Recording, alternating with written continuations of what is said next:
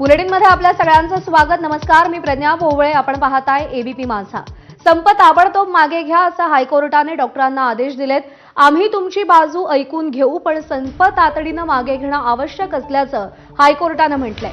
संप मागे घेतला जात असेल तर आम्ही तुमची बाजू लवकरात लवकर ऐकून घेऊ असं हायकोर्टानं डॉक्टरांना सांगितलंय.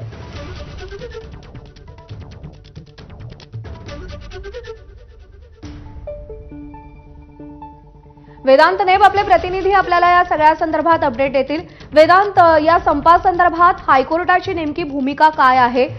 संप मागे घेण्यासंदर्भात काय सूचना आहेत आणि त्यानंतर आता डॉक्टरांची काय भूमिका आहे? ज्या प्रकारे आपण बघितलं, आज तिसरा दिवस आहे. यामध्ये माडचे डॉक्टर म्हणजे निवासी डॉक्टर, त्यासोबतच इंडियन मेडिकल असोसिएशन म्हणजे IMA चे डॉक्टर्स यांनी हा संप पुकारला आणि या संपामुळे रुग्णांचे, त्यांच्या नातेवाईकांचे मोठे हाल होत आहेत. OPD सेवा बंद आहे आणि या सगळ्यामध्ये तातडीनं आज सुनावणी कोर्टामध्ये झाली आणि कोर्टाने आता निर्देश दिलेत की डॉक्टरांनी हा संप तातडीनं मागे घ्यावा. त्यांचं जे प्रकरण आहे जे BHMS डॉक्टरांना नोंदणीचे शासन निर्णय हा राज्याच्या वैद्यकीय शिक्षण विभागाने काढला, हा निर्णय मागे घ्यावा आणि नोंदणी बंद करावी, ही प्रमुख मागणी IMA आणि माड डॉक्टरांची आहे. आणि त्यामुळेच आपण जर बघितलं तर आता कोर्टाने निर्देश दिलेले आहेत की आम्ही संप मागे घेऊ असंही आता IMA कडनं सांगण्यात येतंय. त्यामुळे काही वेळातच याची अधिकृत घोषणा होईल. मात्र कोर्टात जे IMA चे प्रतिनिधी आहेत, त्यांचे वकील आहेत, त्यांच्याकडनं सुद्धा सांगण्यात येते की तानं या सगळ्या म्हणजे हे केली जाते आमचं ऐकावं. तर कोर्टाने सुद्धा सांगितलेलं आहे की जर तुम्ही संप घेतला तर तुमचं प्रकरण सुद्धा लवकरच ऐकलं जाईल. त्यामुळे थोड्याच वेळात IMA कडनं अधिकृतरित्या संप मागे घेण्याची घोषणा होईल, कारण कोर्टाने तसे निर्देश दिलेत. वेदांत, अपडेट जाणून घेऊया सुनावणी संदर्भातले. तुर्तास धन्यवाद दिलेल्या माहितीसाठी.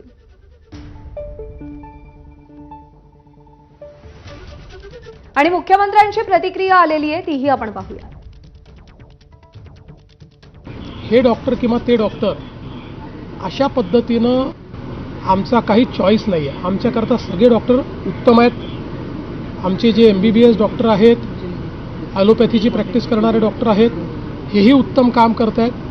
आम्हाला माननीय उच्च न्यायालयाचे जे निर्णय आहेत ते बंधनकारक आहेत. त्या निर्णयाच्या अनुसार या ठिकाणी जी काही रजिस्ट्री आहे ती आम्ही ओपन केली. आता या संदर्भात माननीय उच्च न्यायालयामध्येच पुन्हा सुनावणी चाललेली आहे. त्यामुळे कुठलीही बाजू घ्यायच्या ऐवजी आम्ही माननीय उच्च न्यायालय काय सांगतोय याचा विचार करू आणि जे उच्च न्यायालय सांगेल तेच करण्याचा आमचा प्रयत्न आहे. तर उच्च न्यायालयाचे निर्देश आम्हाला बंधनकारक असतात. आम्हाला सगळेच डॉक्टर सारखे आहेत, पण उच्च न्यायालयाच्या निर्देशानुसार आम्ही नोंदणी सुरू केल्याचं देवेंद्र फडणवीसांनी सांगितलंय. आता पुन्हा एकदा याच प्रकरणी उच्च न्यायालयामध्ये सुनावणी सुरू आहे. त्या सुनावणीत जे आदेश दिले जातील त्याचं देखील पालन केलं जाईल असं देवेंद्र फडणवीसांनी माध्यमांशी बोलताना सांगितलेलं आहे. दरम्यान संप तातडीनं मागे घेतला पाहिजे असं हायकोर्टानं डॉक्टरांना सुचवलेलं आहे. आम्ही तुमचं प्रत्येक म्हणणं ऐकून घेऊ, लवकरात लवकर तुमचं म्हणणं ऐकलं जाईल, पण त्याआधी तुम्ही संप मागे घेतला पाहिजे असं हायकोर्टानं डॉक्टरांना सांगितलेलं आहे. 24 तासात एक जरी रुग्ण दगावला तरी याद राखा असं देखील हायकोर्टानं सुनावलेलं आहे.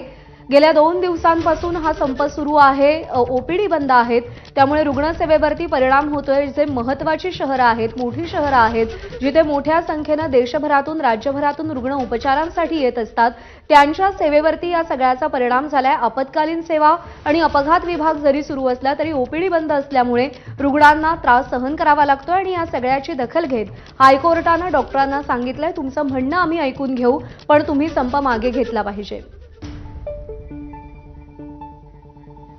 आणि या सगळ्या संदर्भात आपण बातचीत करूयात. मिकी घई आपले प्रतिनिधी आपल्यासोबत आहेत. मिकी, हायकोर्ट असं म्हणताय की तुम्ही संप मागे घ्या, आम्ही तुमचं म्हणणं ऐकून घेऊ. या सगळ्यावरती डॉक्टरांची काय भूमिका आहे? प्रज्ञा, अर्थातच ज्या बातमीकडे सगळ्यांचं लक्ष लागलेलं आहे तीच बातमी. आणि आपल्यासोबत सध्या IMA चे माजी अध्यक्ष डॉक्टर अविनाश भोंडवे सर आहेत. आपण त्यांच्याशी बोलूयात. सर, ज्या पद्धतीने संप पुकारलेला आहे यावर कोर्टाने नाराजगी व्यक्त केलेली आहे. तुम्ही संप मागं घेऊ तरच आम्ही तुमच्याशी बोलू असं देखील इशारा हायकोर्टाने दिलाय. मुळात हा जो संप आहे हा गव्हर्नमेंट ऑफ महाराष्ट्राने होमिओपॅथी डॉक्टरांना CCMP म्हणजे certificate course in modern pharmacology हा दिल्यानंतर त्यांना ॲलोपॅथिक किंवा मॉडर्न औषधं वापरता येतील यासाठी तो कोर्स सुरू केला होता. साधारणतः एक 10 वर्षापूर्वी हा कोर्स काढायचे हे झाल्यानंतर इंडियन मेडिकल असोसिएशनने त्याच्यावर कोर्टात स्टे घेतला होता आणि तो स्टे चालू असताना देखील अनेक वर्ष हा कोर्स चालू राहिला आणि त्या विद्यार्थ्यांना सांगितलं गेलं होतं की ज्या वेळेला हे पूर्ण फायनल होईल त्या मी तुम्हाला हे प्रवेश देऊ. आता प्रश्न असा आहे की 2025 मध्ये महाराष्ट्र सरकारने मेडिकल काउन्सिलचा आणि याचा कायदा बदलून त्यांना होमिओपॅथीचं हे पूर्ण केलं आणि 2025च्या एप्रिलमध्ये साधारणतः हे CCMPच्या लोकांना हे CCMPच्या विद्यार्थ्यांना किंवा होमिओपॅथीच्या विद्यार्थ्यांना CCMP कोर्स केल्यानंतर मेडिकल काउन्सिलला म्हणजे महाराष्ट्र मेडिकल काउन्सिलला रजिस्ट्रेशन द्यायचं ठरलं. याचा अर्थ असाच होतो की ज्या वेळेला एखादा MBBS करण्यासाठी जी मुलं आहेत ती ज्या पद्धतीने अभ्यास करतात त्यापेक्षा कमी कष्ट घेऊन व्यक्ती होमिओपॅथी होते आणि तीच व्यक्ती पुढं MBBS डॉक्टरांच्याच ह्याला जाते म्हणजे रजिस्ट्रेशन त्यांना हे दिलंय. सर सध्या सरकार बोलायला तयार आहे डॉक्टरांची, मात्र कुठलीही बातचीत न करता थेट संपावर जाणं हे कितपत योग्य आहे आणि ते आता कोर्टाने देखील खडसवलंय तुम्हाला. मग ही आत्ता जे आपण कोर्टाचं हे म्हणताय ते आम्ही आपल्याकडूनच ऐकलं.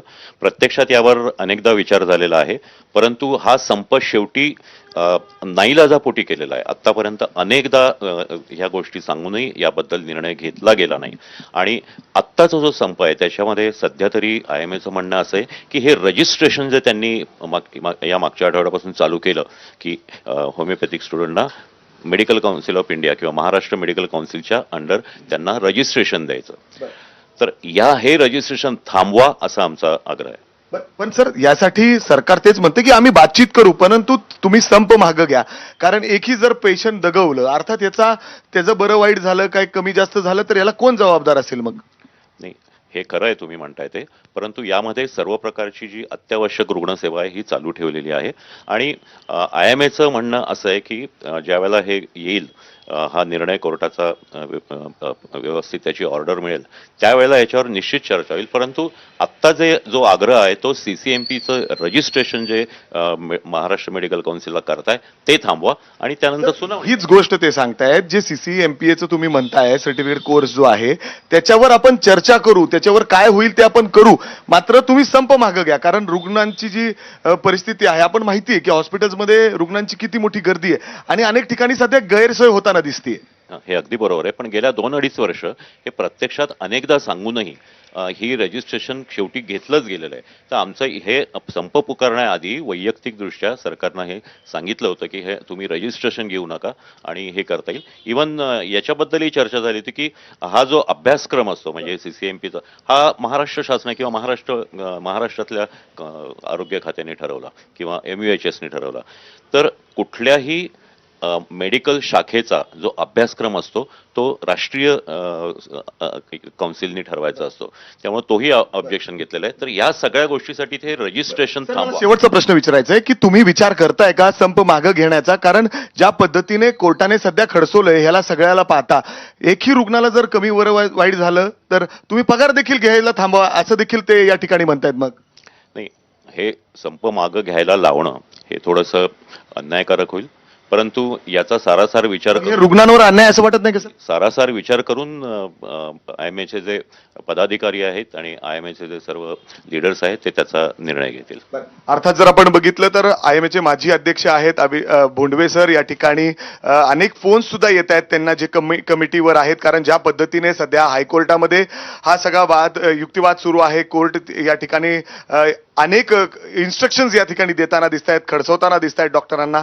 तातडीने संप मागं घेतलं जातं का याकडे सगळ्यांचं लक्ष लागलेलं आहे. मात्र आता तरी जे CCMPA जे कोर्स आहेत जे सर्टिफिकेट सध्या दिले जात आहेत ते थांबावेत अशीच मागणी या डॉक्टरांच्या संघटनेकडून केली बरोबर आहे. या जाते. सगळ्यामध्ये सुवर्णमध्ये काय निघतो ते पाहणं महत्वाचं आहे. मिकी धन्यवाद संवाद साधलास त्याबद्दल. कुणबी प्रमाणपत्र रद्द झाल्यावरून मराठा आंदोलक मनोज जरांगेंनी संताप